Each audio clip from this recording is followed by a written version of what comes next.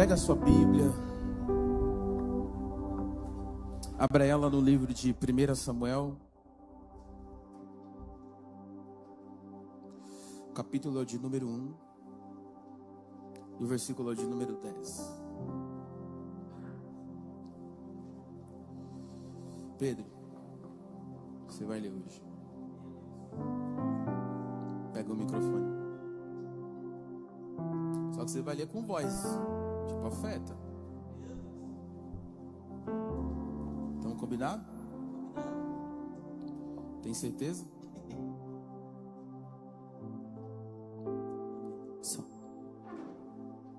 Pode ler. E com a alma amargurada chorou muito e orou ao Senhor. Ô Pedro, de novo. Imposta a voz. Isso. Vai. E com a alma amargurada chorou muito e orou ao Senhor.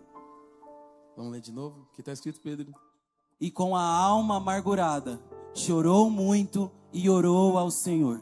O que está escrito, Pedro, aí? E com a alma amargurada chorou muito e orou ao Senhor. É todo mundo junto isso? 1, 2, 3.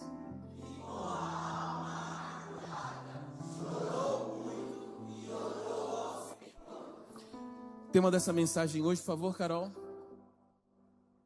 Deus coloca grandes projetos em um útero estéril.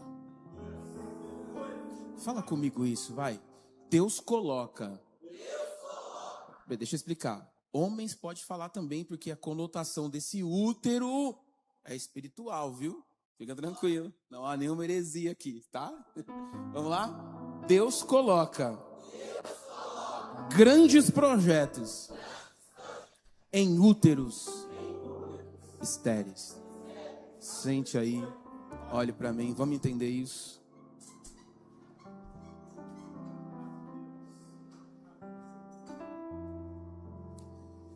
Eu não sei você, mas talvez para o ser humano, todos nós passamos por fases. Eu tenho falado muito sobre isso. Círculos, ciclos, processos e fases. E dentro desse processo, pode parecer que nada está acontecendo.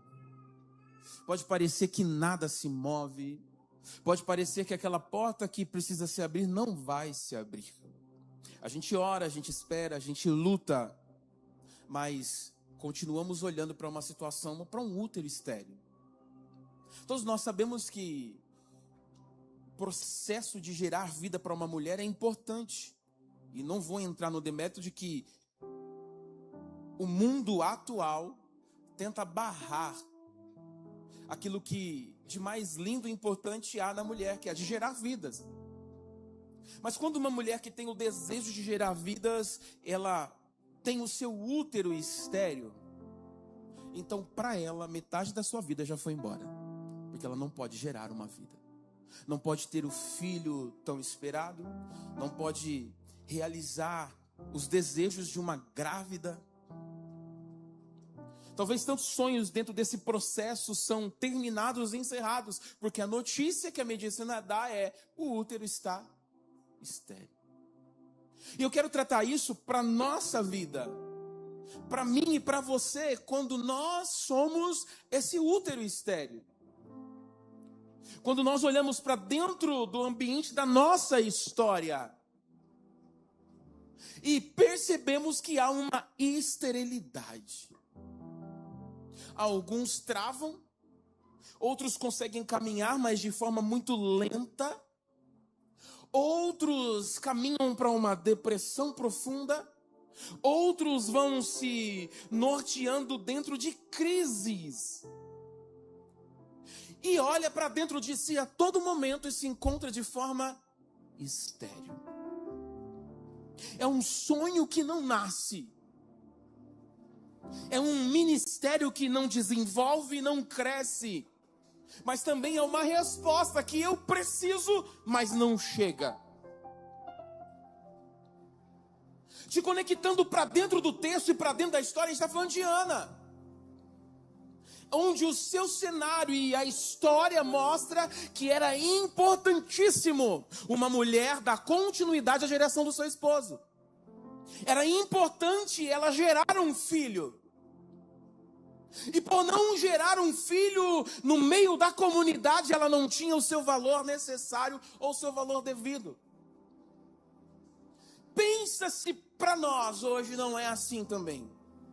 Nós tentamos gerar, nós tentamos realizar, mas parece que a outra pessoa realiza, a outra vive, mas eu não consigo, eu sou estéril para projetos, sonhos e aquilo que eu preciso viver para o meu tempo.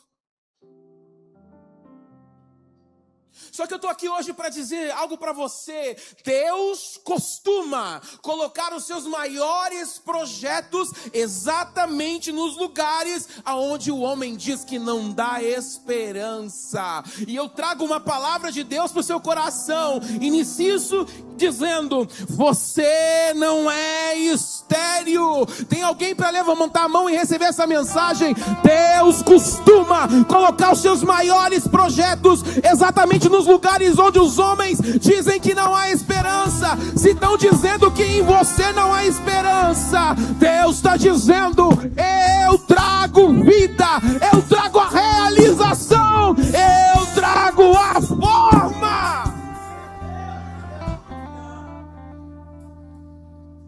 Ana está num cenário perturbador, porque ela tem Penina. Penina que dá filhos a Eucana. Muitos filhos. Então ela tem que lidar com um cenário bem perturbador, porque ela está em um ambiente da casa. No outro ambiente tem Penina e seus filhos. Olha se conosco não é assim. Parece que a gente está num ambiente e o outro ambiente é melhor. Porque nós não estamos gerando. Ana não sabia, mas a sua esterilidade era o cenário onde Deus revelaria a sua glória. Parece que o Vinícius está vivendo o sonho. E aí, olhando para o sonho dele, para aquilo que ele está vivendo, parece que o meu está travado, está parado, morreu. Mas é exatamente dentro desse cenário que Deus tem a matéria-prima para mostrar e revelar a glória dele em você e através de você. Primeira coisa, Deus vê um propósito onde nós enxergamos esterilidade. Olha o texto, versículos 5 e 6, vai Pedro, imposta a voz, né? A Ana, porém, dava uma porção dupla, porque a amava, mas o Senhor a deixara estéril. Penina, a sua rival, a provocava continuamente a fim de irritá-la, porque o Senhor a tinha deixado estéril. Lê o 5 de novo, olha que lindo isso. A Ana, porém, dava uma porção dupla, porque a amava, mas o Senhor a deixara estéril.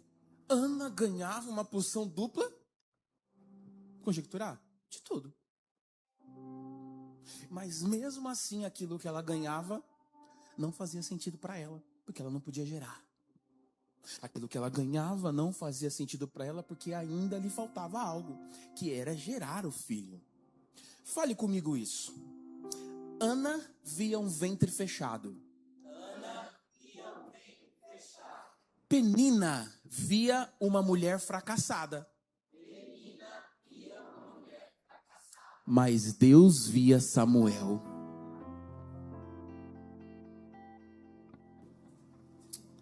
Calma, fui eu que apertei aqui. Ana olha para dentro dela, são 3 cenários diferentes. Ana olha para dentro dela e fala: meu ventre está fechado. Penina do outro lado olha para Ana e fala: essa é fracassada. Aí entra a minha cabeça, o meu pensamento, a visão, o que eu visualizo. Deus está no trono sentado e dizendo: ei, fica tranquilo, calma, porque eu já estou preparando Samuel.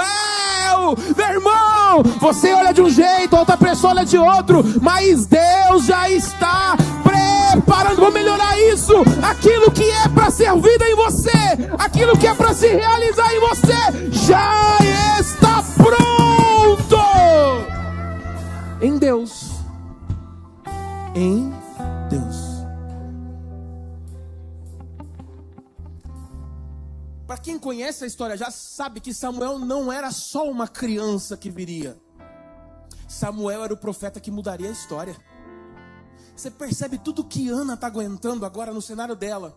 Mas Deus já estava escrito, pronto, vou mandar Samuel. E Samuel não vai ser só uma criança no meio das outras. Samuel vai ser a diferença para a sua geração. E aí, se eu leio mais à frente, eu vejo que o texto vai dizer o seguinte: e Samuel adorava a Deus diante de Eli e seus filhos. Ou seja, ele vivia no meio da corrupção, mas Samuel não se corrompeu por aquilo que Deus vai te entregar para viver. Não vai ser o principal, não, vai ser o extraordinário, meu irmão. Aquilo que Deus vai fazer em você, através de você, não é qualquer coisa, é o extraordinário.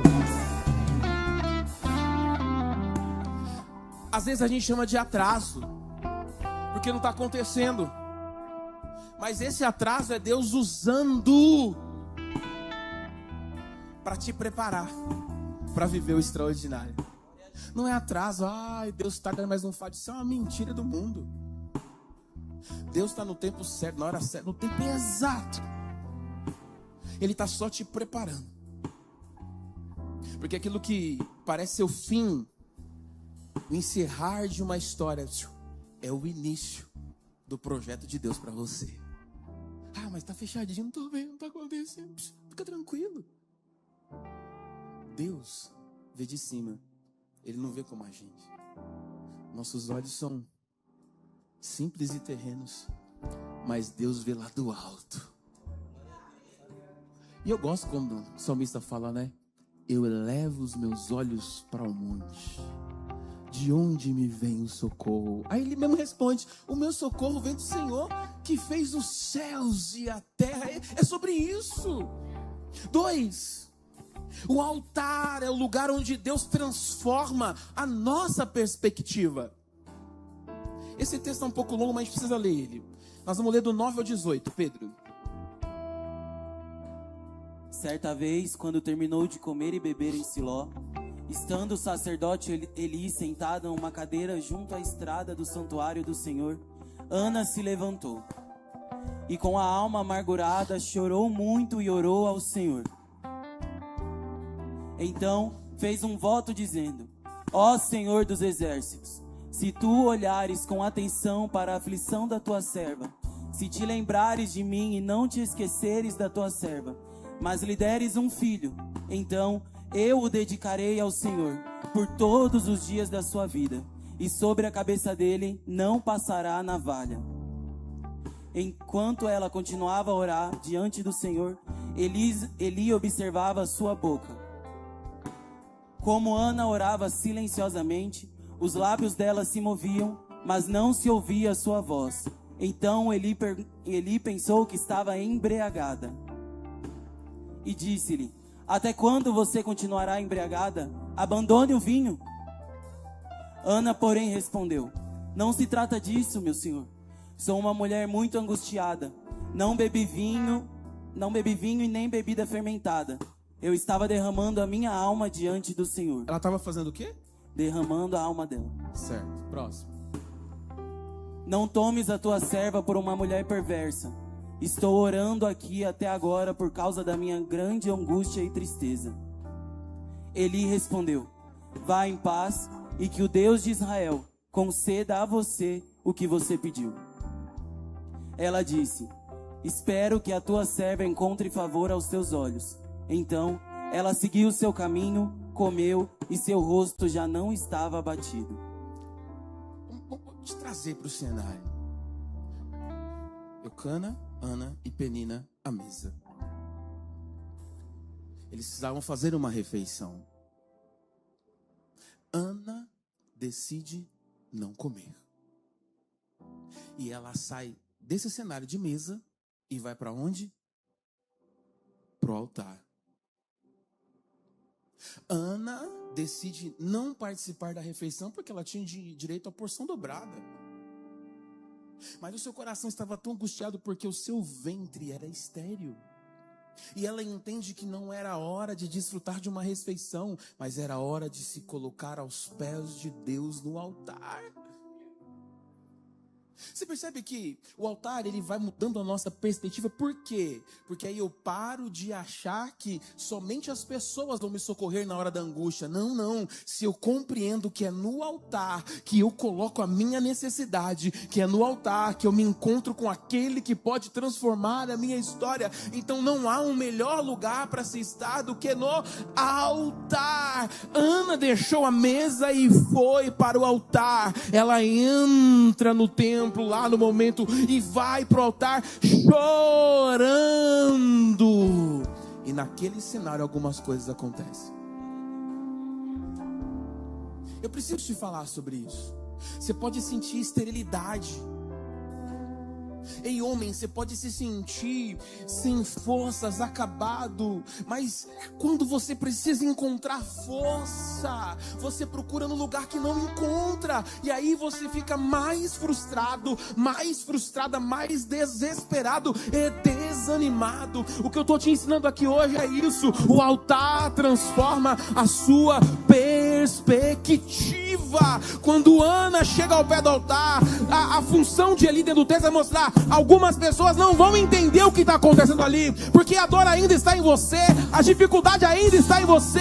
Eli olha para aquilo e fala: ei, mulher, larga o vinho. Mas ela orava de forma que nem ele ouvia, porque ela entendia: eu estou no altar, eu estou no lugar certo, no lugar devido, e vou encontrar a graça de Deus na minha vida. Quando Eli se posiciona e fala: não, não, não, o meu coração está angustiado, a dor dentro de mim.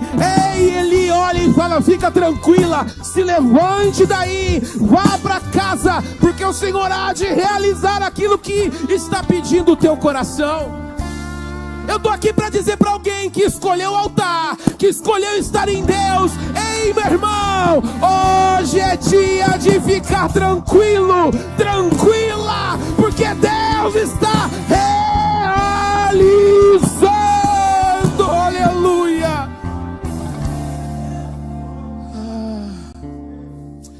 Amandaie de comandará da baixureala basui candará mandarabás. Entregue no altar.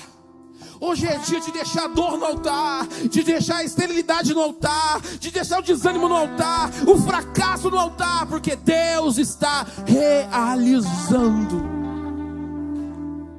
Repito muito esse texto porque eu gosto. Deleita-te no Senhor e Ele concederá o desejo do teu coração.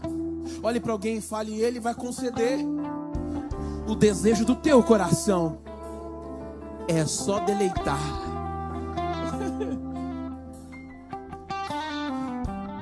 Ela entra angustiada, vai para o altar, mas ela sai em paz, compreendendo que Deus vai realizar o pedido do coração dela.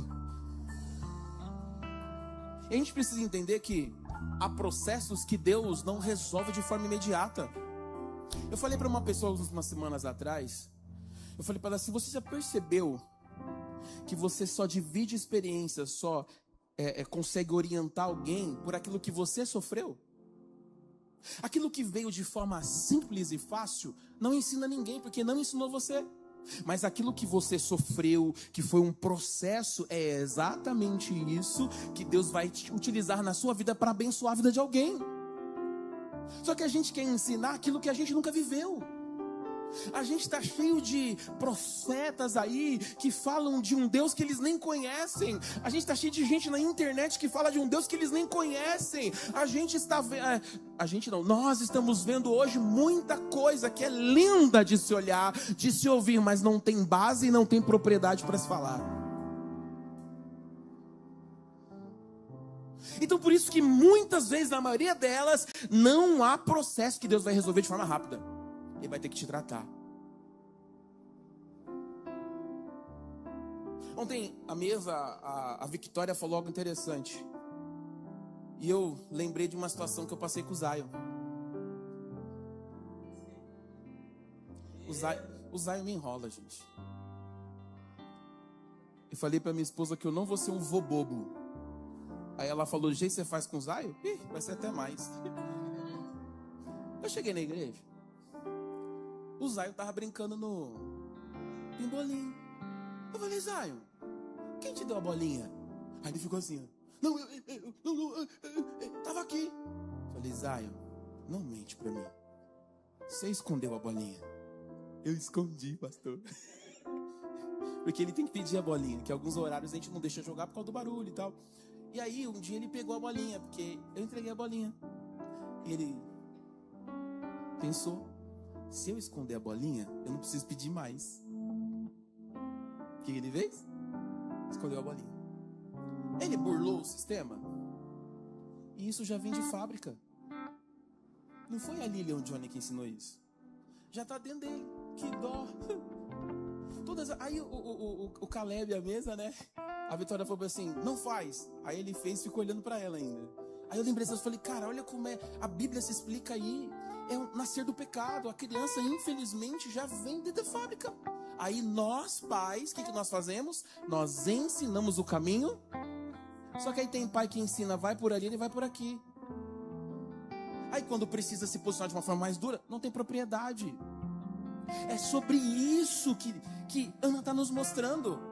Ela está onde? No momento de esterilidade, dificuldade, de muita loucura na vida dela, no altar. E aonde Samuel é entregue? Samuel é entregue no altar. E Samuel vive toda a sua vida, o seu ministério, a sua chamada, aonde? No altar de Deus. Então é por isso que Deus não faz coisas imediatamente. Ele está te treinando, te preparando, porque é no altar que você vai viver, é no altar que você vai realizar, é no altar que Deus vai te levar, e a sua descendência vai junto com você. Porque Deus fortalece quem está passando pelo problema primeiro.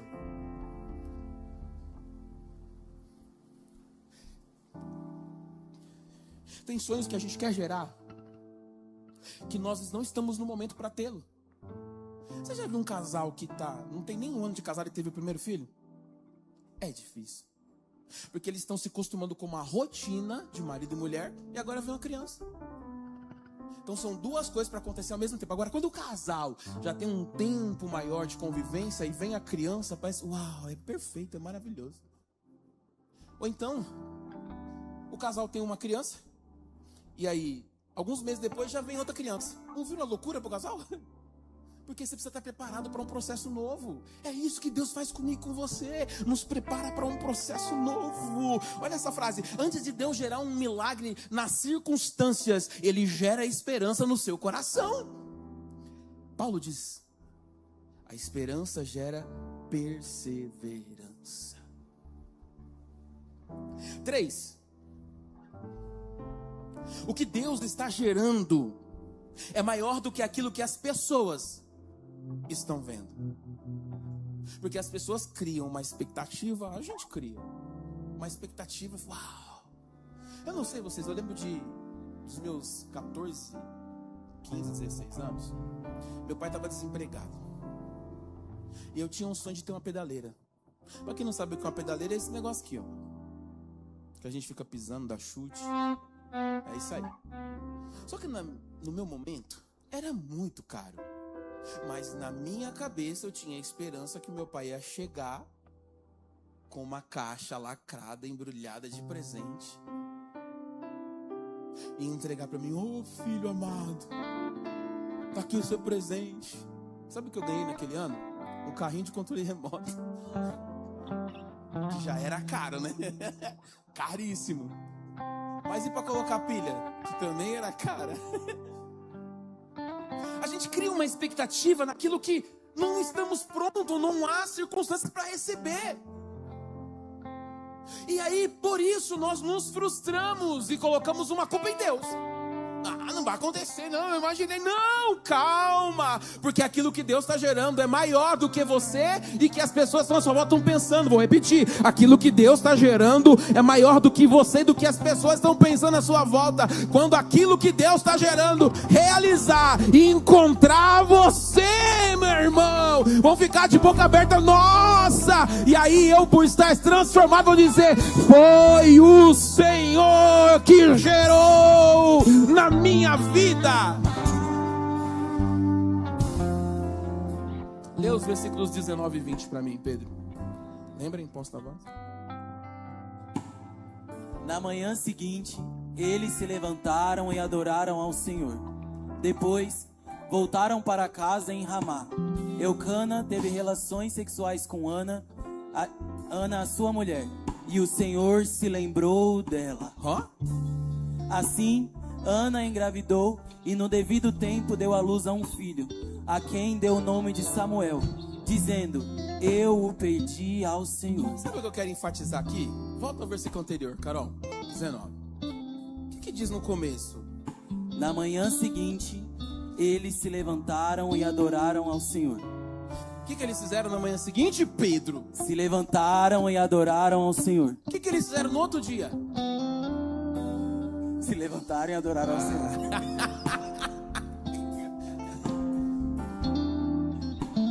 No outro dia. Fala comigo, no outro dia. Não estava mais bonito. Fala, não estava mais bonito. Não estava mais bela. A frustração continuava lá. Mas eles levantam e adoram ao Senhor. Deus está falando para alguém aqui hoje e amanhã. Levanta, adora. Terça-feira, levanta, adora. Quarta-feira, levanta, adora. Mas vai chegar uma hora. Vai chegar um momento que Samuel vai ser gerado. Você percebe? Estou cheio de Deus. A unção, a graça, a glória, mas a segunda-feira é a mesma. Então isso não pode mudar quem eu sou. Isso não pode mudar a minha fé, a esperança que eu carrego. Terça-feira vai ser a mesma. Quarta-feira vai ser a mesma. Quinta-feira mesma, sexta-feira mesma. O problema é, você está sendo o mesmo? Porque Deus continua sendo o mesmo. Hebreus 13:8. Ele é o mesmo ontem, hoje. Coloca aí, Carol. Não estava na lista não, mas põe aí.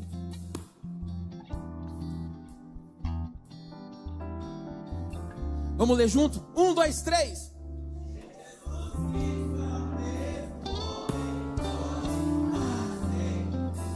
Precisa reclamar com ele alguma coisa?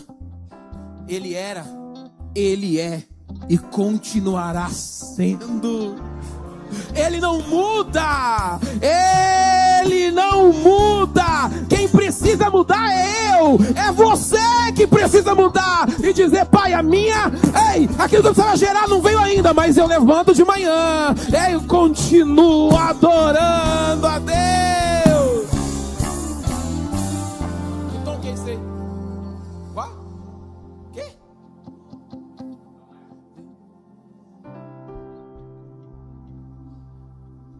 Com muito louvor, com muito louvor, com muito louvor.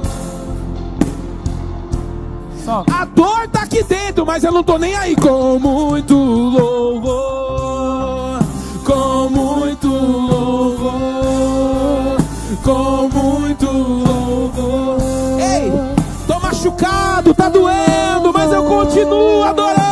Com muito louvor, com muito louvor, com muito louvor, com muito louvor. Olha isso. Penina, vou usar uma palavra que eu ouvia muito meu pai falando, atazanava. Fala comigo, atazanava. Quem já ouviu essa palavra?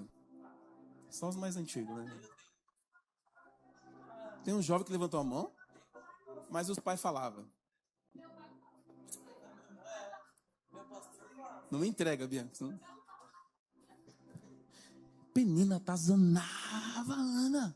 Ah, meu filho. Esse aqui é o filho 2. Esse aqui é o filho de número 3.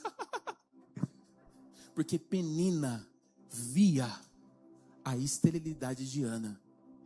Quantos passam perto de você e veem a sua esterilidade e fica falando dela? Joga na sua cara. Quer mostrar que está melhor do que você.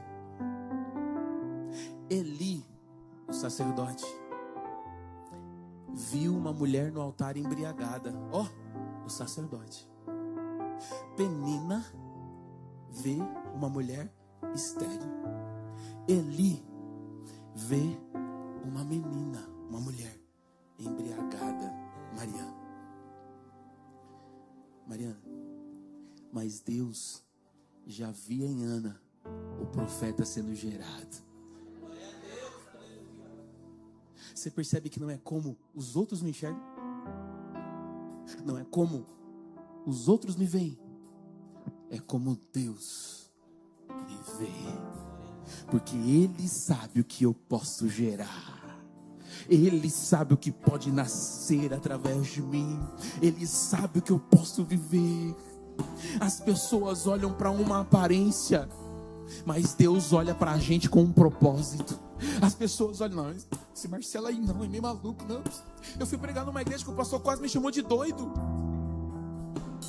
O Otávio falou assim, pastor, por pouco ele não te chamou de doido. E aí eu fui puxar na memória, né, Otávio? Aí o pastor foi agradecer a nossa presença lá. Ele pegou o microfone e falou, olha, eu queria agradecer ao pastor Marcelo que ele é diferente. Eu não tinha pegado isso. Aí o Otávio falou, pastor, ele quase te chamou de doido, viu? Mas doido pra diferente, só um pulo, né? Martinho. Porque as pessoas olham para a aparência. Deus olha porque tem um propósito em mim e em você. Eu quero falar com pessoas que Deus está te conectando a um propósito. E aí você vai entender o porquê. Você vai entender a razão disso, a causa, a circunstância. O meu pedido é que eu te ensino hoje. Se você entende que há um propósito e Deus vai gerar algo em você, então você levanta todo dia adorando ao Senhor. Eu levanto todo momento adorando ao Senhor. Para de reclamar, para de murmurar, porque essa é a canção que o diabo gosta. Levanta no novo dia. Ele preparou um novo dia. O texto diz: Ele é o sol da justiça. Todos os dias Ele está lá. Toda hora Ele está lá. Todo momento Ele está lá. E o salmista diz que Ele não dorme, Ele não tira cochilo. Ele está 24 horas trabalhando.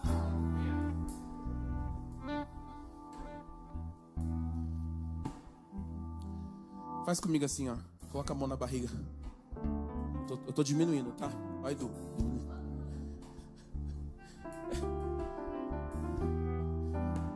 Coloca a mão na barriga. Cadê os homens? Tem barriga aí não, Edson? Diga assim, ó, não importa o que estão vendo em mim. É o que eu penso todo momento, que eu tô gordinho. Não aguento. Essa eu não aguentei, irmão, desculpa. Diga de novo, não importa o que estão vendo em mim. Não importa o que estão vendo em mim. O que importa é o que Deus está fazendo dentro de mim. Você percebe? Não importa o vendo do Marcelo. Eu não quero saber. Eu me importo com o que Deus está realizando dentro de mim. É o que Ele está fazendo, transformando, se movendo. Podem achar, podem pensar. Eu não estou nem aí. Porque eu me importo com o que o Deus Todo-Poderoso está realizando dentro de mim.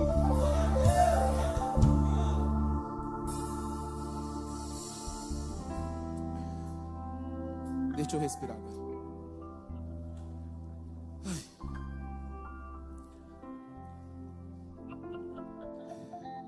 Talvez hoje você possa ter chegado à mesa da ceia, olhando dessa forma.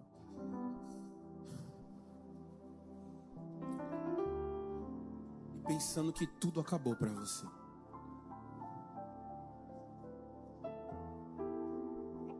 Se tem uma coisa que eu posso dizer com propriedade, Deus continua realizando o propósito dele em mim.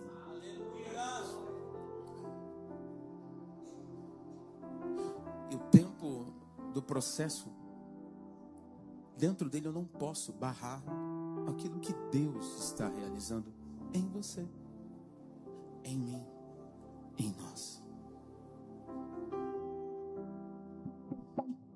Essa história mostra pra gente que Deus continua escrevendo histórias onde o homem acha que acabou. Deus continua escrevendo histórias aonde o homem acha que encerrou. Eu lembro que quando garoto ministeriando eu achava que eu era insubstituível. Super Marcelo. Aí teve um mês que eu, sendo ensinado pelo meu pastor na época, eu fui para um evento sem informar ele. Eu era o músico da igreja, só tinha eu. E eu saí sem falar pro pastor que eu ia sair. Porque na minha cabeça, eu era insubstituível. Naquela época a gente tinha o louvor de férias. Louvor de férias para nós jovens naquela época. Aleluia. Igreja lotada, porque a região aparecia lá, aquela coisa toda. Pá, pá. Eu saí. Eu lembro até hoje, foi num sábado que eu saí. No domingo, eu fui para a escola bíblica. Naquela época, os pastores falavam no microfone assim: fulano, não vai embora que eu quero falar com você. Quando o pastor falava isso, dava vontade de ir embora mesmo. E ele falou aquele dia: Marcelo, antes de você ir embora, eu preciso falar com você. Eu era o brincalhão, eu puxava muito a juventude, porque eu sempre gostei de gente. Então minha casa era lotada de gente. Só que naquele dia estava só o Marcelo, lá, de frente com o pastor. Ele falou: olha, você é um menino muito bom, você é um menino muito esforçado, você tem ministério, você tem chamada, mas eu não posso deixar de te ensinar. A partir de hoje você está de disciplina. E eu, garoto, e achava que naquele momento só entrava em disciplina quem fazia sexo antes do casamento. Eu acho que eu estreiei essa disciplina lá por não comunicar ao pastor uma saída. Tá bom. Isso foi no domingo de manhã. Eu não toquei no domingo à noite. Fiquei sentado, chorando pra caramba. Os irmãos vinham me abraçar. Marcelo, você tá fazendo uma falta, não tem música. E os irmãos cantando sem música, e eu sentado. E eu chorando, não de tristeza, de raiva. Olhava pro pastor e falava: se eu pudesse, te pego lá fora, que lá fora você não é pastor, né? Beleza. Domingo. Na segunda-feira, era a última louvor de férias do mês, que lá a gente fazia na segunda. Então, a última, lotava. Tava gente de pé, gente na janela. Não, a janela é brincadeira. Gente, muita gente. E era a segunda-feira que eu gostava de tocar, irmãos. Eu gostava. Tá. Chamaram uma banda pra tocar. O meu líder de jovens na época tinha mais de 60 anos de idade, líder de jovens. Então, calma, Johnny. Você conheceu ele, né, amor? Não lembro dele, né? Irmão Miguel. Irmão Miguel tinha um negócio chamado os anjinhos. O que eram os anjinhos? A mão dele era tão grande que ele pegava 2 baquetas da bateria e apertava a nossa cabeça aqui assim com as baquetas. Falava: ou você conta ou você conta. E a gente contava tudo que a gente fazia de errado pra ele. Nossa, um amor de pessoa. Ah, Johnny, é uma ideia. Tranquilo? É. Aí o irmão Miguel, ele foi ser meu advogado. Foi no pastor da igreja. O Marcelo, ele ajuda o Marcelo. Ele falou: o Marcelo precisa aprender a ter responsabilidade. Eu não vou colocar ele. Ele vai ficar sentado, porque agora ele vai ter que aprender. E eu fiquei sentado. E uma das coisas que eu aprendi naquele dia foi: todos nós somos substituíveis em Deus. Aí eu entendi o fato de ter responsabilidade. E que Deus continua escrevendo histórias quando a gente acha que é um ponto final.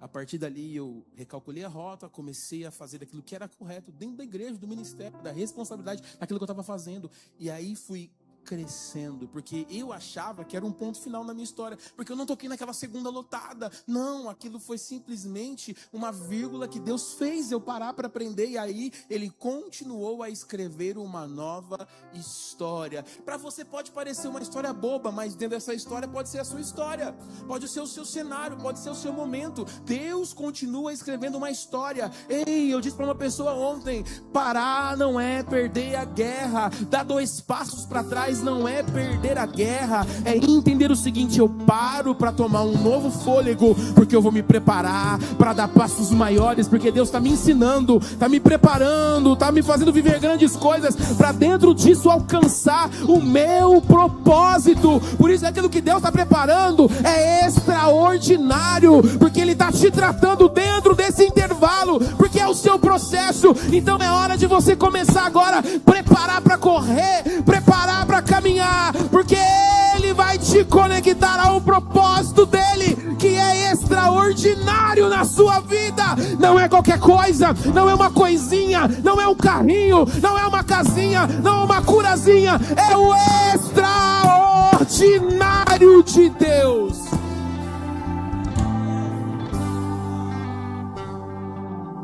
O ventre dela parecia improdutivo, mas tornou-se casa para um grande profeta da história.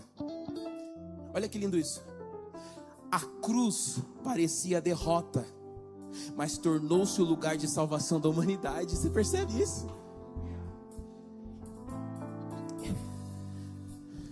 É na mesa da ceia que nós nos lembramos que Deus continua transformando morte em vida, vergonha em honra e espera em testemunho.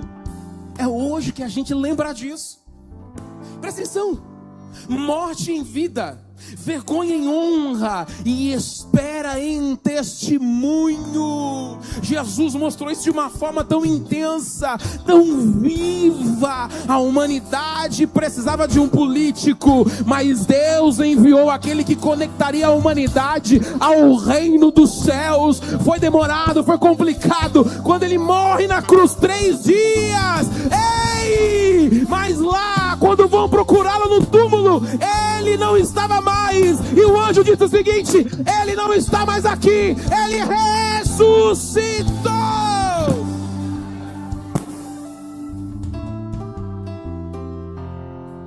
Libera lá. Tu rompestes a tumba vazia. Você pode cantar isso? Agora estás, o céu te adora, proclama a tua glória, pois ressuscitaste, vivo estás, és invencível, inigualável, hoje pra sempre reinarás. Teu é o reino. Carol, Isaías 40:31. E quem for recebendo essa mensagem, irmãos, vai ficar de pé e entender: eu vou receber o extraordinário. Então você vai fazer alguma coisa extraordinária. Escuta a voz do Pedro. Vamos, Pedro. Mas aqueles que esperam no Aumenta Senhor. esse microfone, Salomão. Mas aqueles que esperam no Senhor renovam as suas forças, voam alto como as águias, correm e não ficam exaustos, andam e não se cansam. Mas aqueles que esperam no Senhor renovam as suas forças, voam alto como as águias, correm e não ficam exaustos, andam e não se cansam. Deus está falando isso para alguém aqui, ó. Jeremias 29:11. Jeremias, vai! Porque sou eu que conheço os planos que tenho para vocês, declarou o Senhor, planos de fazê-los prosperar, não de causar danos, planos de dar a vocês esperança e um futuro. Deus é o Deus do extraordinário. Ele está colocando um grande sonho nesse ventre que estava estéril. Ele é o Deus do extraordinário. Efésios 3:20. Aquele que é capaz de fazer infinitamente mais do que tudo que pedimos ou pensamos, segundo o poder que atua em nós.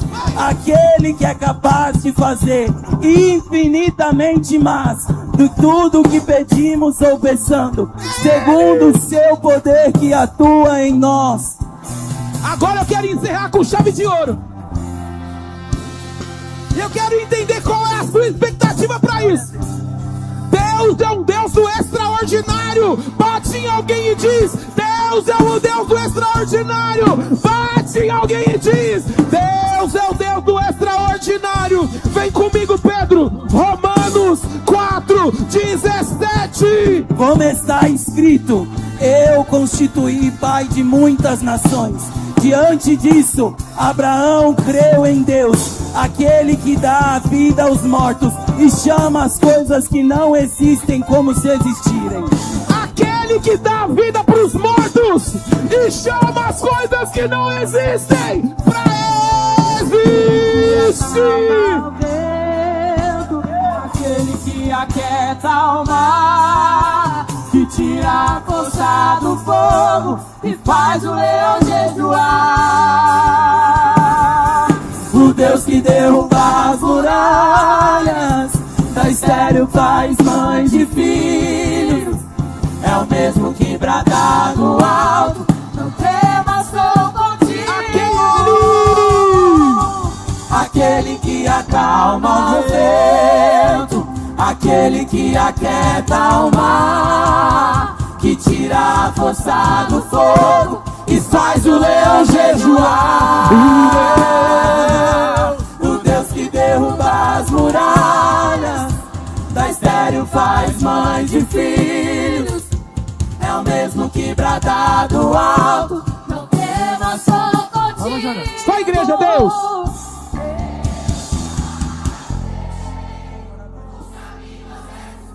Mariana, vem aqui, Mariana. Vem, Mariana, vem. Vem, irmão, vem cá. Sobe.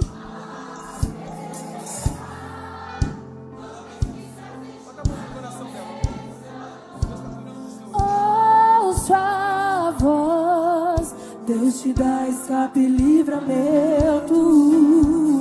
Deus já tem um caminho aberto pelas águas. Faz romper muitas fontes em meio ao deserto. Haverá nuvens que trazem chuvas de bênçãos. Ouça a voz, Deus te dá escape e livramento.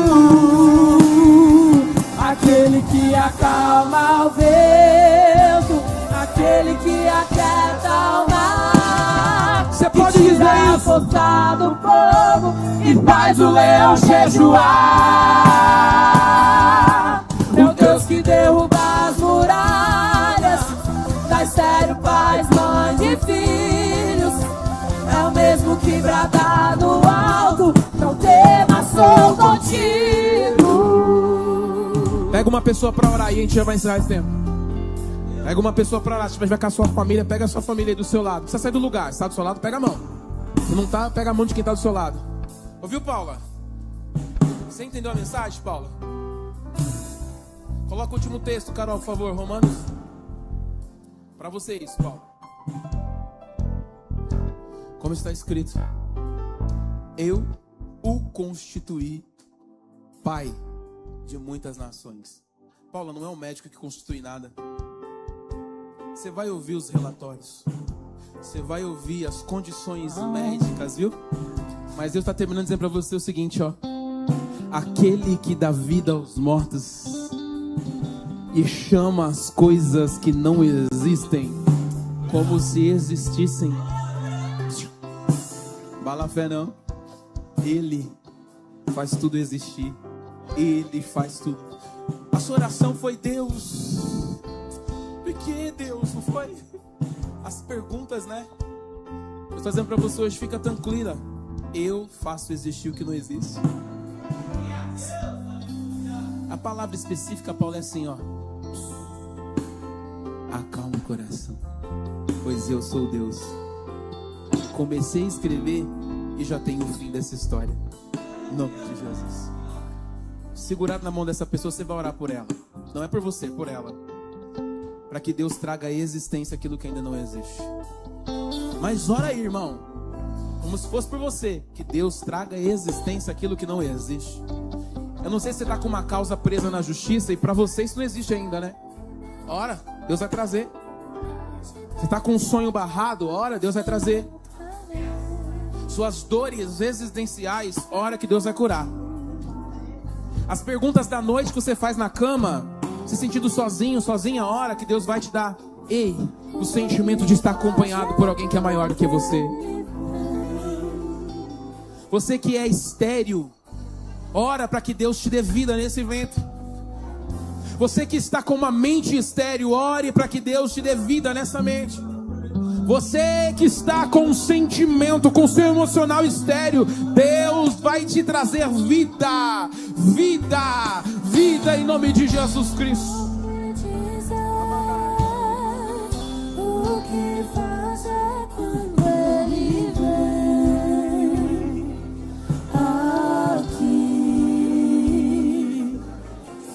Mais que ser bem-vindo, nós te desejamos outra vez aqui. E faz de novo, faz de novo o seu povo. Clama-te mais uma vez. De novo, faz de novo o seu povo. Clama-te mais uma vez. De novo, faz de novo o seu povo.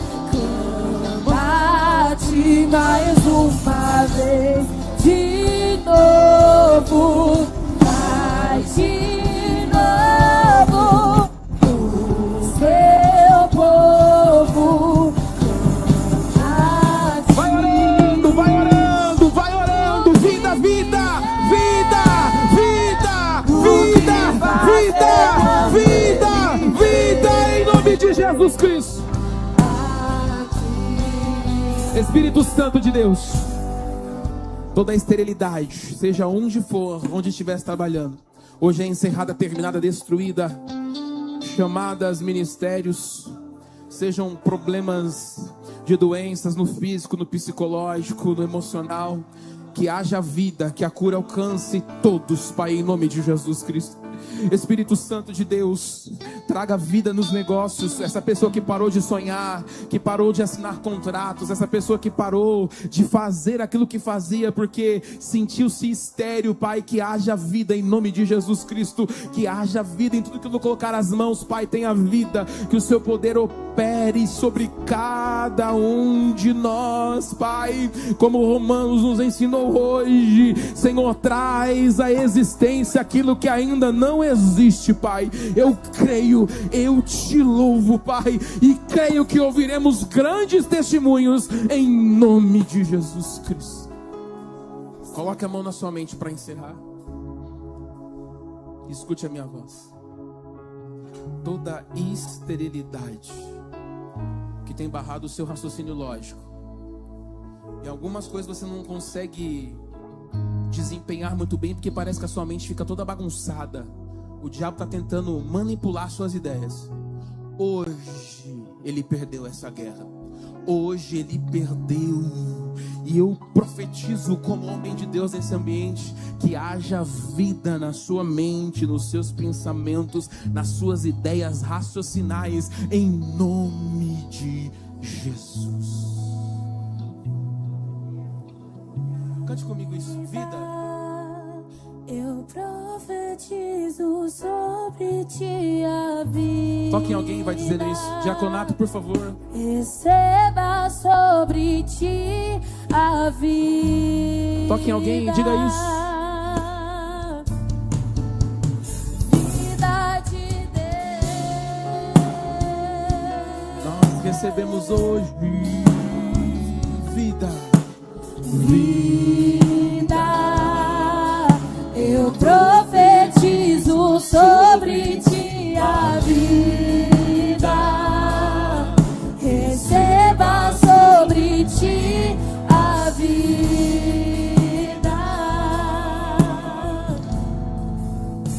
Vida de Deus.